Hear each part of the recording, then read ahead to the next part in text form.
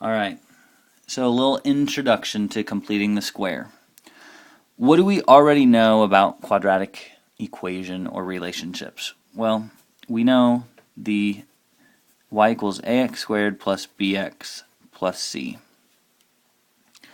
We know that it's a parabola that opens up or down depending on if a is positive, a is greater than 0, or if a is less than 0.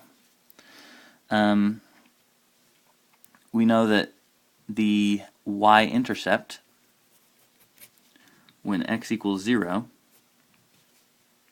is a times 0 squared plus b times 0 plus c. And so the y-intercept is c no matter what. And so if we want to find the x-intercept is when y equals 0.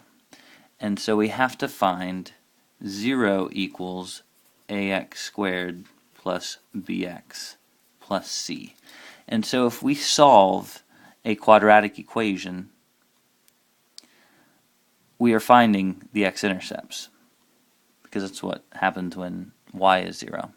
The other one thing I wanted to throw around real quick is that we can find the vertex, which is the max or the min, by finding the x for it is negative b over 2a. And then when you plug it back in,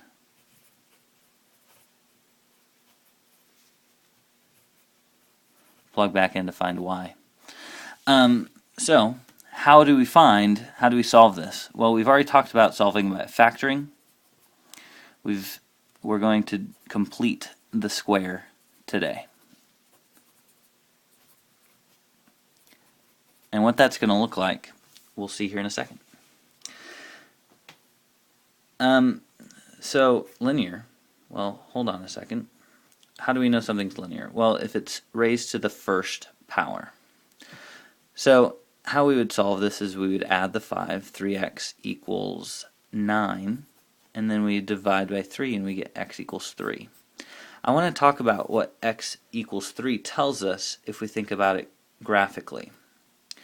Set it equal to 0. So if we think 3x minus 9 equals 0 if you subtract the 4 over. Well, what is this? This is, if we were to graph this, y equals 3x minus 9. These are very much connected. Remember, x-intercepts. And so minus 9, 2, 4, 6, 8, 9, and the x-intercept, 1, 2, up 3 and over 1, up 3 and over 1, up 3 and over 1. Notice, this 3 is the x-intercept. I want you to notice that because the same thing is going to happen when we set quadratic functions equal to 0.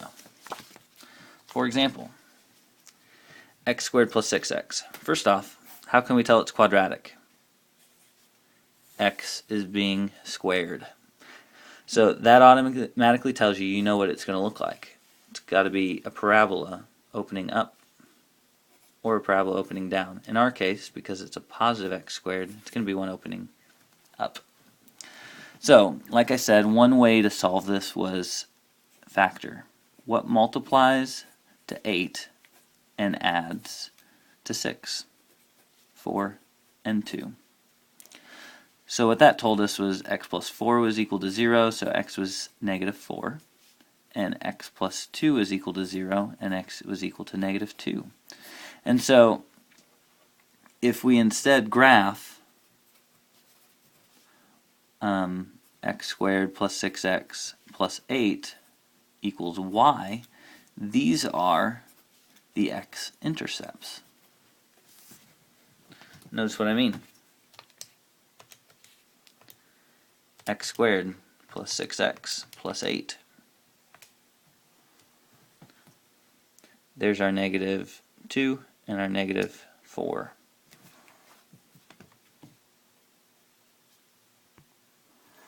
And so we have our graph there. Remember that our 8 is our y-intercept because that's what happens when we plug in 0, so we could plug in right there if we wanted to. we could reflect that over 1, 2, 3 is the middle, 4, 5, 6.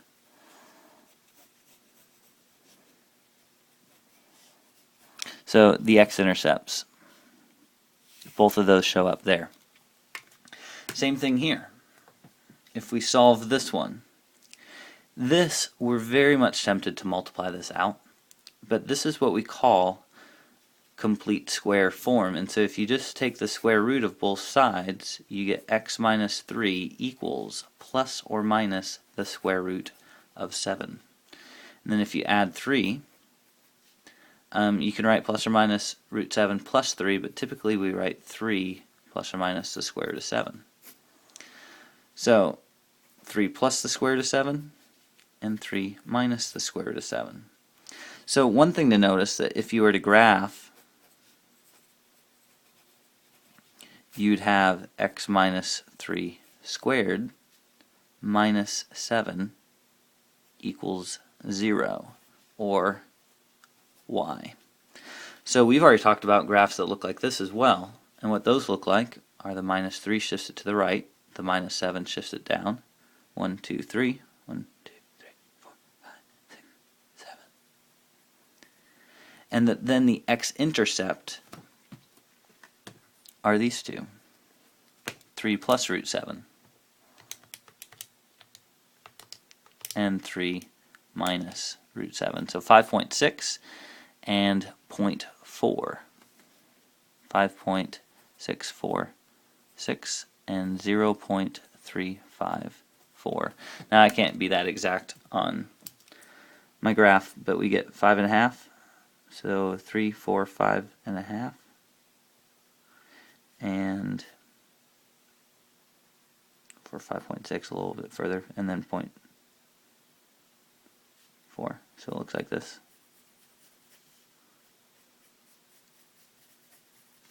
Notice that still obeys that same law that we were using before. Left and right 1, because 1 squared is 1. Left and right 2, and up 1, 2, 3, 4. Up 4. And so it still obeys that same shape. But now we can find the approximations of those two. That's the point. And that. Awesome. And so this one does the same thing. So what's nice about setting this up is that you can easily take the square root of both sides. X plus 5 equals, remember how we learned about imaginary numbers? So this is plus or minus square root of negative 4. And we learned how to take the square root of that, because the square root of 4 and the square root of negative 1. So plus or minus 2i. So we can subtract 5, and you get negative 5 plus or minus 2i. Well, so how does that look in graphic form? Well, if we subtract and we say x plus 5 squared plus 4, because if you add the 4 equals 0. This is for y. If I graph this, this goes left 5 and up 4. So 1, 2, 3, 4, 5, 1, 2, 3, 4. And then it opens up from there to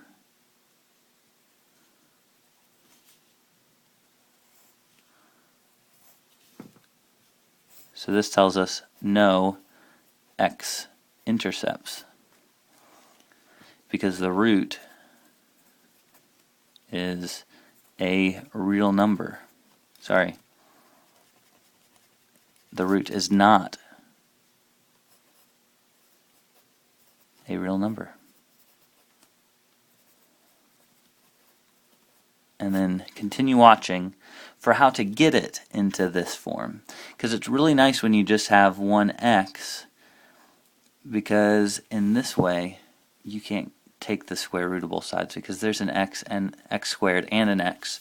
So what we're going to do next is figure out how to get it into a form like this so that you can take the square root of both sides.